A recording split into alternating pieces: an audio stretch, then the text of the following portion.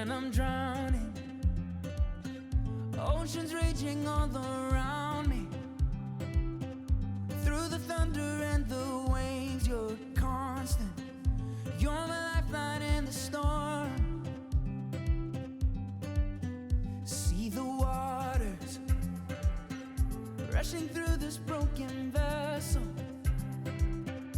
You're the calm within the current. Hope rising through the storm. You'll never leave me. It doesn't matter what I'm facing. No, when I'm failing, you're holding on to me, and I'm holding on to you.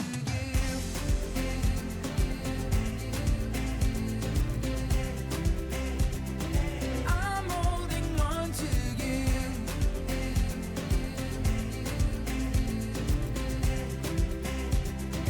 I'm holding on to you. Endless mercy. You had every right to leave me. All my sin had left me stranded. But your love has brought me home. You'll never leave me. It doesn't matter what I'm facing. No, when I'm failing, you're holding on to me, and I'm holding on to you.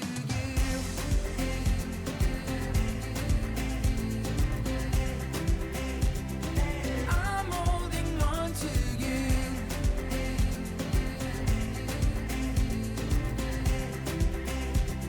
And I'm holding on to you. I'm holding on to you. I'm holding on to you. I'm holding on to you. I'm holding on to you. I'm holding on to you. I'm holding on to you. I'm holding on to you. I'm holding on to you. You'll never leave me. It doesn't matter what I'm facing. No, when I'm failing, you're holding on to me, and I'm holding on to you. I'm holding on to you. I'm holding on to you. I'm holding on to you. I'm holding on to you. I'm holding on to you. I'm holding on to you. I'm holding on to you. I'm holding on to you. I'm holding on to you. I'm holding on to you. I'm holding on to you. I'm holding on to you. I'm holding on to you. I'm holding on to you. I'm holding on to you. I'm holding on to you. Welcome to Candid Conversations in my kitchen. This is just a little look, a candid look into our lives before Larissa goes back to Africa on Saturday. So, welcome. Be gracious to me, Lord, for I am weak. Heal me, Lord, for my bones are shaking. My whole being is shaken with terror. And you, Lord, how long? This is a verse that jumped out at me the other day, and I thought that there's some pretty big themes in this verse that has grabbed my attention over the past few years, many years actually, of my life. And part of those things are the graciousness of the Lord. Be gracious to me, Lord. Just asking for grace in the middle of weakness and asking God to heal me in the middle of pain and chronic pain. So over the last 10 years, I've had chronic pain and treatment for migraines and chronic migraine. And it has been a learning curve for me to understand what kind of changes that's made to who I am and my mental health, my emotional health, my physical health, and my spiritual health. And Tell us how many years it's been for you dealing with pain, first of all. Yeah, so for me, it kind of started about 5 years ago in 2015. I've been struggling mostly with nerve pain. So it affects all the left side of my body. And yeah, constant nerve pain and weakness. Describe nerve pain, I guess, first, just so that we can understand what that looks like. Yeah, I mean, it's hard to describe because sometimes it changes. It's not always the same, but mostly it's kind of like a sharp burning pain, or it feels like there's like pain inside, but you can't do anything about it, and you want to somehow get rid of it, but it's not something that you can, deal with, maybe like muscle pain. Sometimes it feels like burning, pricking, aching all at the same time, kind of numb. And then for me, it's always there, but it just, the level of pain varies depending on the day or what I'm doing, or how much I push myself, or sometimes there's no reason at all that you can understand why it's worse one day than it is another, but it just is. It just is. Yeah. That's the hard part about it. How much time do you think you spend trying to figure out how to get rid of it or what to do about it?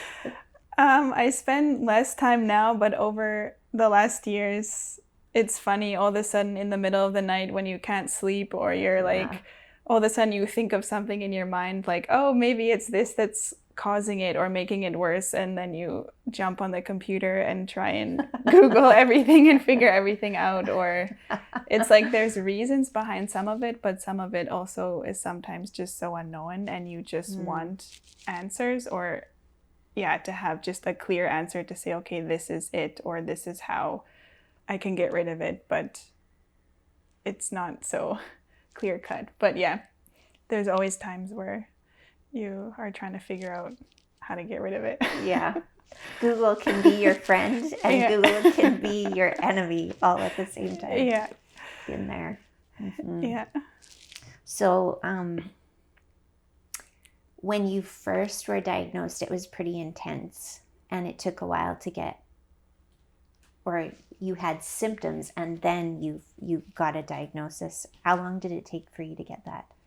Yeah, I think it took kind of 6 months to a year. I'm kind of forgetting. There was so much that went on in the beginning, and for me, it kind of happened where I didn't have any, like I didn't deal with any of this at all growing up, and I was strong and able to do whatever I wanted to. I never dealt with any kind of pain like this.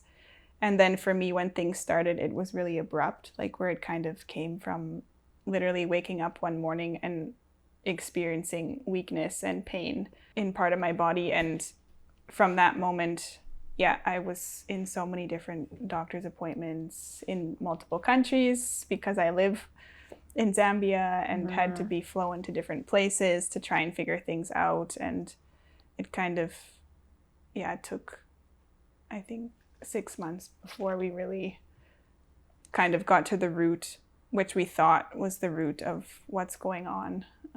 But it's still a process, like as you go. Answers are hard to find. They're very hard. We want doctors to give us answers, and often they don't have them. Yeah, that's the reality. And yet we have this great physician, Jesus, that we know we have access to, and that's kind of part of the conversation that I want to have today too, is just knowing that we believe in healing and yet not. That's also still an ongoing thing until today, which I'm sure I will continue to wrestle with always. It's something that's a struggle because you know who you are in Christ and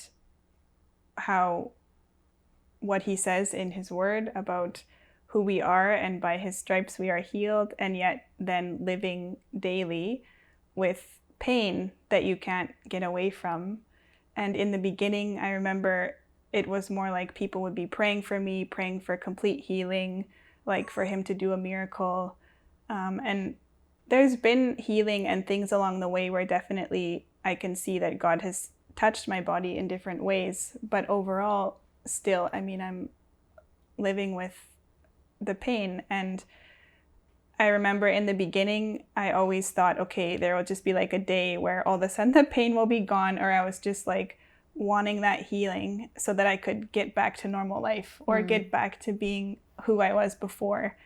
And I thought that, okay, if I'm healed and I don't have this pain and weakness, then I'll be able to get back to normal, which that was something that I think God had to work a lot on in my heart and mind. And I've seen that, okay, even though physically I'm still not receiving maybe the healing in the way that I expected, or even others expect to see in me, actually it's not, my focus shouldn't just be on I want healing or I want to be pain-free. Yes, I think God desires for me to be living without pain and in the fullness of who he made me to be, but actually that's so much, there's so much more to that than the physical side of things.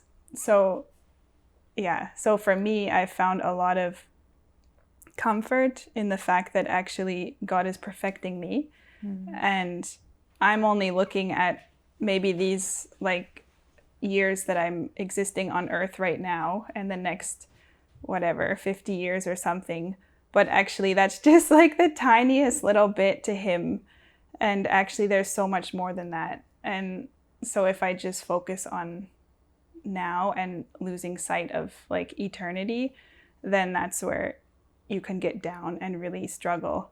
But, and I mean, I still struggle a lot, like a lot, like, and a lot that people wouldn't see. And still I'm always asking God or just talking to him about it, like desiring for kind of like physical freedom.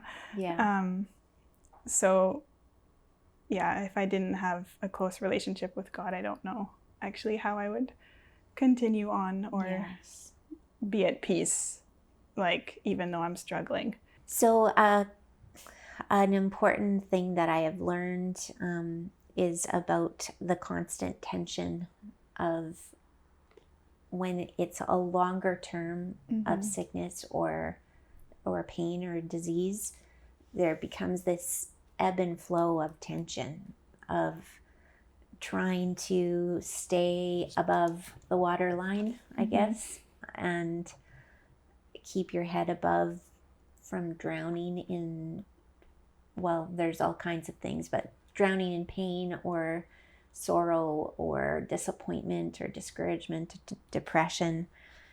And so that tension I wanted to talk about, of trying to figure out what God's will is for you when you feel the call of God on your life and you do and answer the call and obey, and then you get sick and you can't fulfill the call the way that you thought he was calling you to.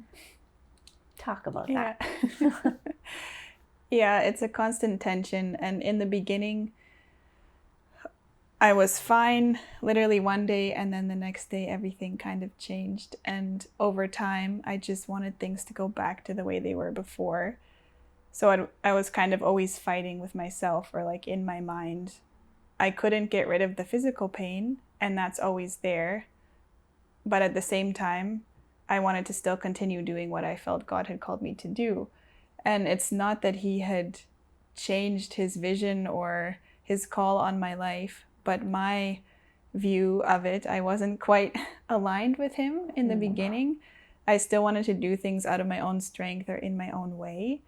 And over time, it just became too much. Like I couldn't manage my own physical weakness and pain, and then also trying to fight to continue on the way I thought I should go on.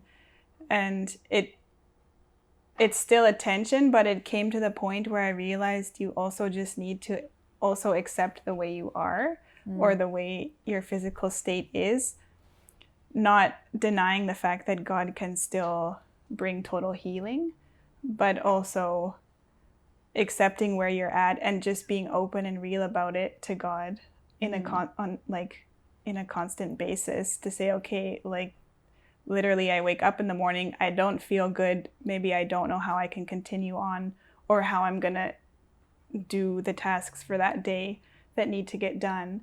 But instead of trying to just do it out of my own strength, at least if I communicate with God and just talk to him and be open, or not trying to hide things from him, then that's when actually I've seen things happen in ways that I didn't imagine they could happen. Or even if I'm physically weak, actually it's okay because I'm continuing on together with God.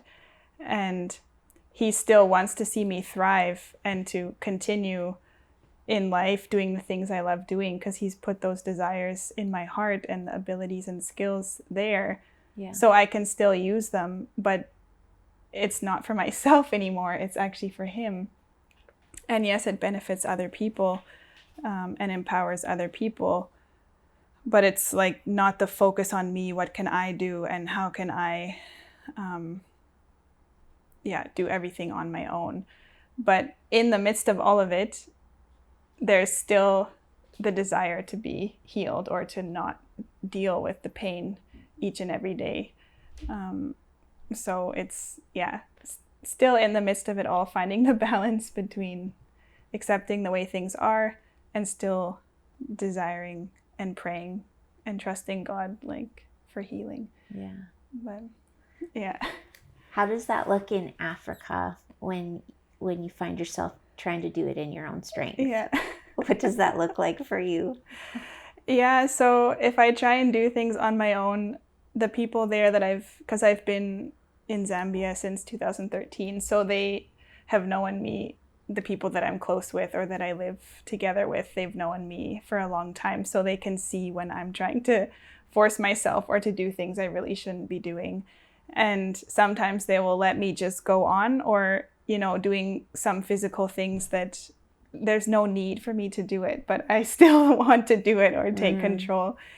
But other times, actually, it's come to the point where I've had to just accept the fact that there is people around me that God has probably put there and given them the understanding and the grace actually to do a lot of the things that I just can't do. Or if I would do one thing that I shouldn't do, maybe the next few days I'm stuck at home, like laying on my back.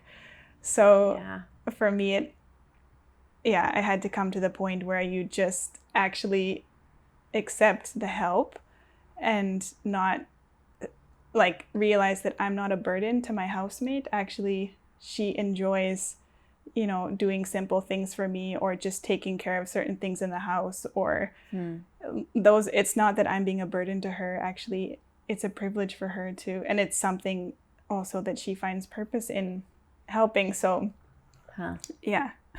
allowing other people to help is really a nice thing.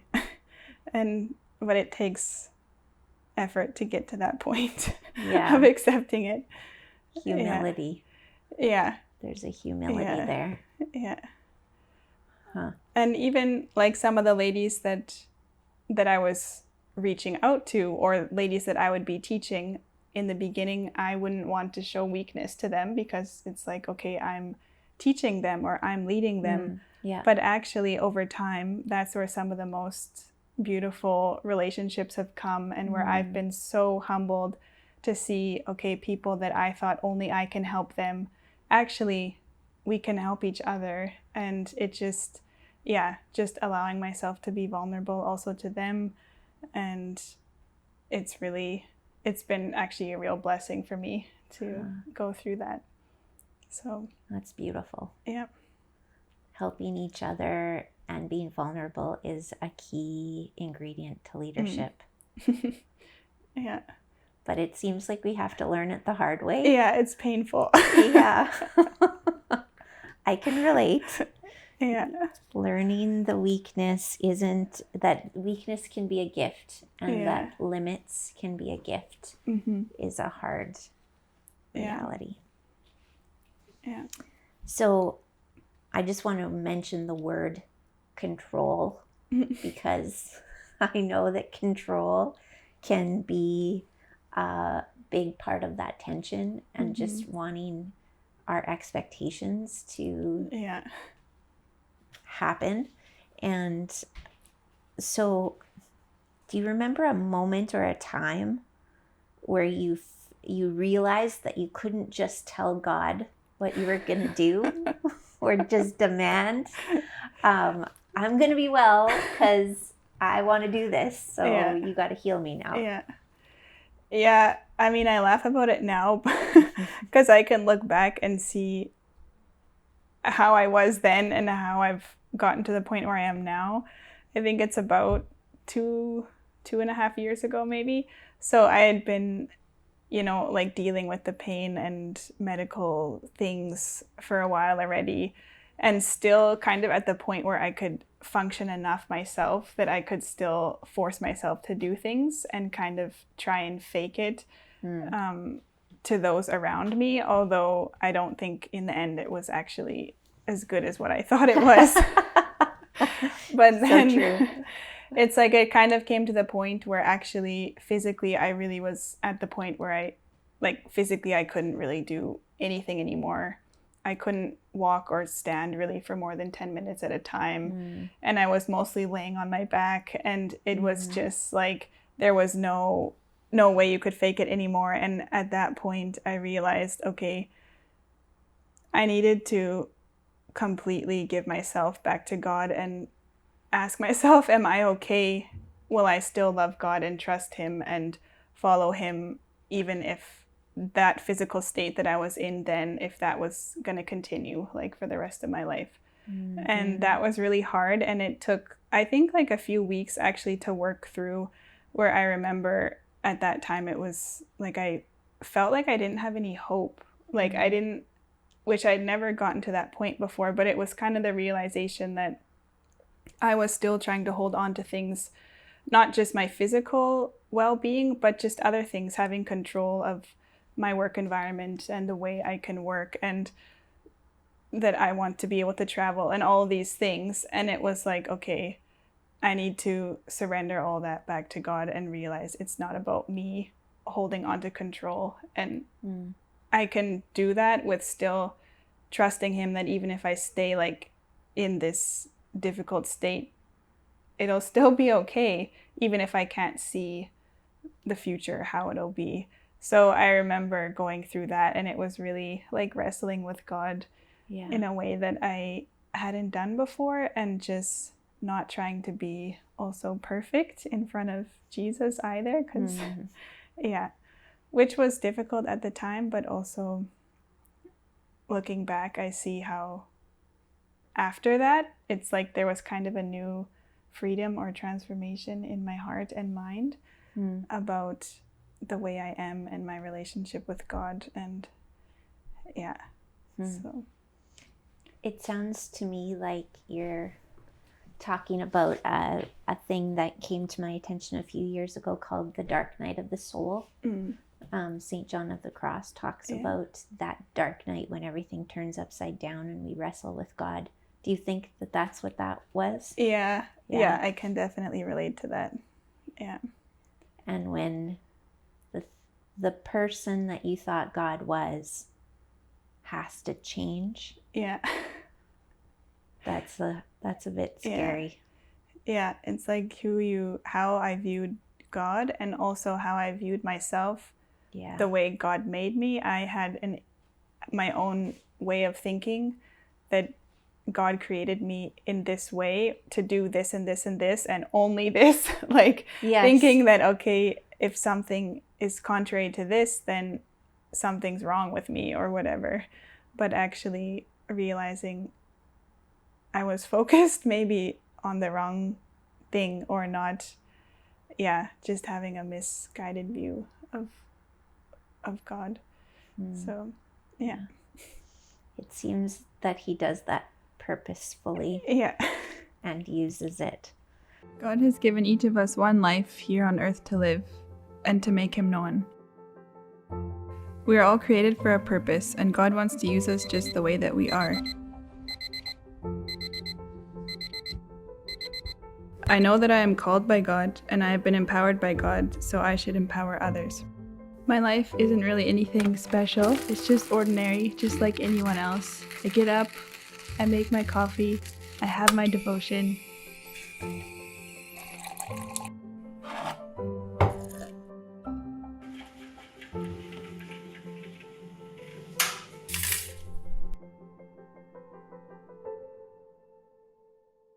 In 2013, God called me to come here to Zambia to work specifically with women. My passion is to see women empowered, set free from physical and spiritual oppression, and become vibrant followers of Jesus.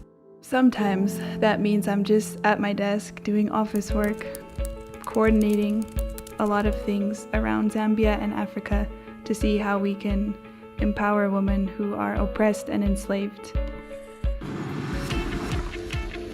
Other times it means I actually get to go into the community and work with the women themselves. As you can see, the road is not that smooth. It's a bit bumpy, and it's kind of the same actually with life. It's not always so easy, and we pass through a lot of ups and downs. And I can testify for myself that actually I've passed through a lot of challenges over the last 6 years since I've been here in Africa, but I'm thankful for each one. And even as I still pass through some very difficult times, it's brought me a lot closer to God. So now we're on our way to Tabitha Skills Development, our main center where we have vulnerable and marginalized women that come each week to be trained in a specific skill. And we work with them, we teach them business skills, we disciple them, and we believe and trust that they will become vibrant followers of Jesus.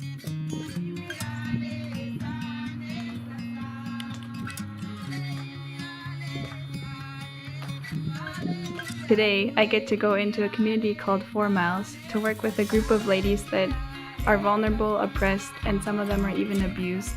And we get to teach them skills like sewing and beading, and also discipling them, praying with them, and leading them to come to know Jesus so that they actually have hope for their future and they're able to take care of their families. Even though there's a lot of work to do here and it seems like sometimes the ministry never ends, I still get to have a lot of enjoyable moments hanging out with friends. I hope that this glimpse into my life has made an impact on you, and that you are spurred on to see what it is that God has gifted you with, and to realize that you have a purpose and that you can make a difference and an impact in other people's lives. We were talking before, just as a last little picture. Alicia, who is in the room recording us right now, the beautiful woman behind the camera that you don't get to see, and now she's gonna show you herself. There she is. She just got a new car, and it's a standard transmission, and so she's been driving this beautiful red sports car, new to her, on the freeway, but she's learning to drive a standard, and so she's trying not to stall the standard in the middle of traffic. And she was telling us how she doesn't want to hold people up or make it difficult for them in their day, and how we both went, oh yeah, that's what it's like to have sickness or pain or things that stop you, sometimes very abruptly, right in the middle of being in an intersection or entering an intersection, and everybody's looking at you like, like, what's going on? Like, keep it moving. So I just want to acknowledge that for all of the people that we're talking to that have been in that place where you stop abruptly and you don't even know really what hit you. You're trying to get everything in order to get you back in gear and moving again. It's humbling. It's humbling to be sitting there and waiting to get yourself back up and going. And sometimes it feels like you're keeping people from doing what they're supposed to do. Mm-hmm. And yet disruptions are often gifts from God. Yeah. And sometimes they're even gifts in traffic. Right, Alicia?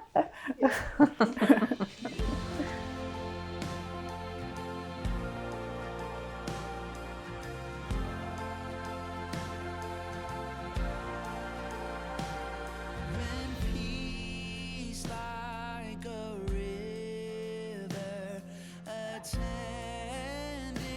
my way, when sorrows like sea billows roll, whatever my lot, thou hast taught me to say, it is well with my soul. It is well with my soul.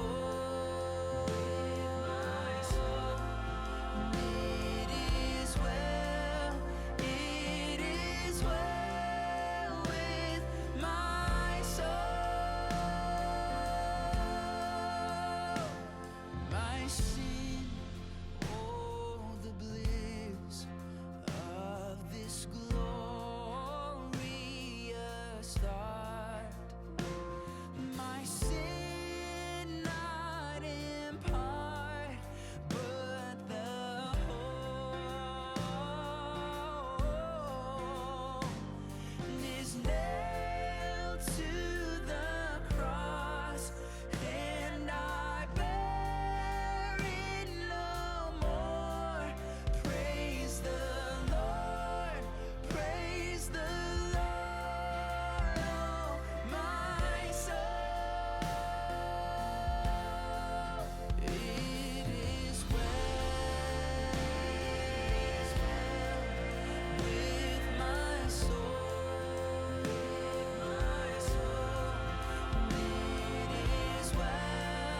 It is well with my soul. It is with my soul.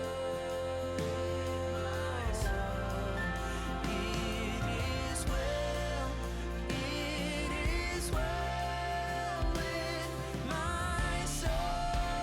Even when the trouble comes, it's alright, it's alright, it's alright not to be alright.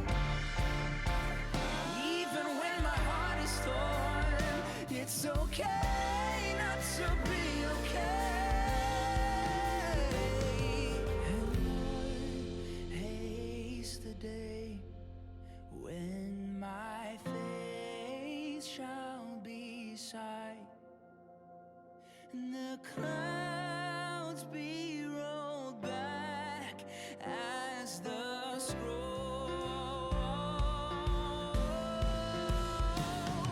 The trump shall resound, and the Lord shall descend. Even so, it is well with my soul.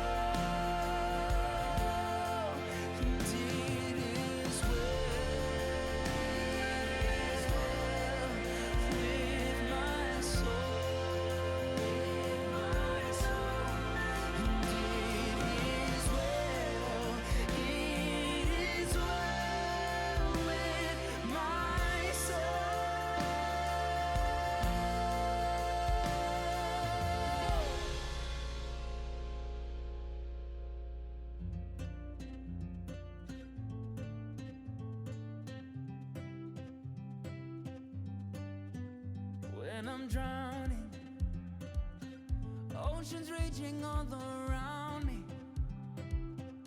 Through the thunder and the waves, you're constant. You're my lifeline in the storm. See the waters rushing through this broken vessel. You're the calm within the current, hope rising through the storm. You'll never leave me. It doesn't matter what I'm facing. No, when I'm failing, you're holding on to me, and I'm holding on to you.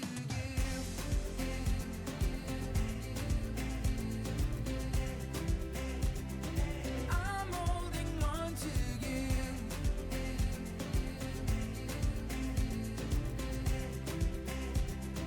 I'm holding on to you.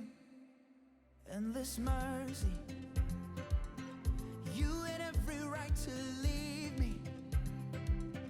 All my sin had left me stranded, but your love has brought me home. You'll never leave me. It doesn't matter what I'm facing. No, when I'm failing, you're holding on to me, and I'm holding on to you.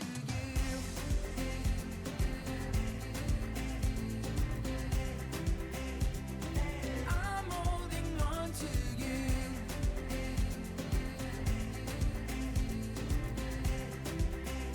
And I'm holding on to you. I'm holding on to you. I'm holding on to you. I'm holding on to you. I'm holding on to you. I'm holding on to you. I'm holding on to you. I'm holding on to you. I'm holding on to you. You'll never leave me. It doesn't matter what I'm facing. No, when I'm failing, you're holding on to me, and I'm holding on to you. I'm holding on to you. I'm holding on to you. I'm holding on to you. I'm holding on to you. I'm holding on to you. I'm holding on to you. I'm holding on to you. I'm holding on to you. I'm holding on to you. I'm holding on to you. I'm holding on to you. I'm holding on to you. I'm holding on to you. I'm holding on to you. I'm holding on to you. I'm holding on to you.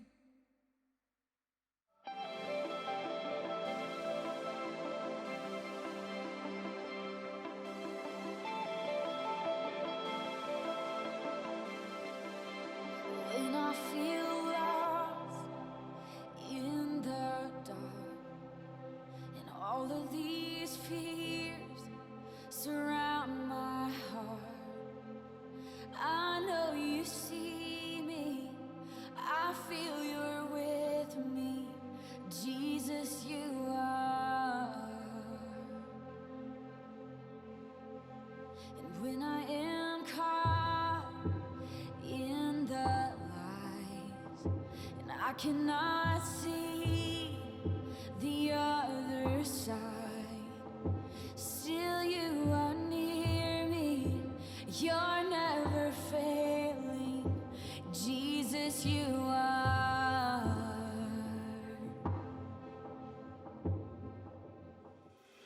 Oh, even in the unknown, I know that you are good. Even in the waiting, you are good, you are good.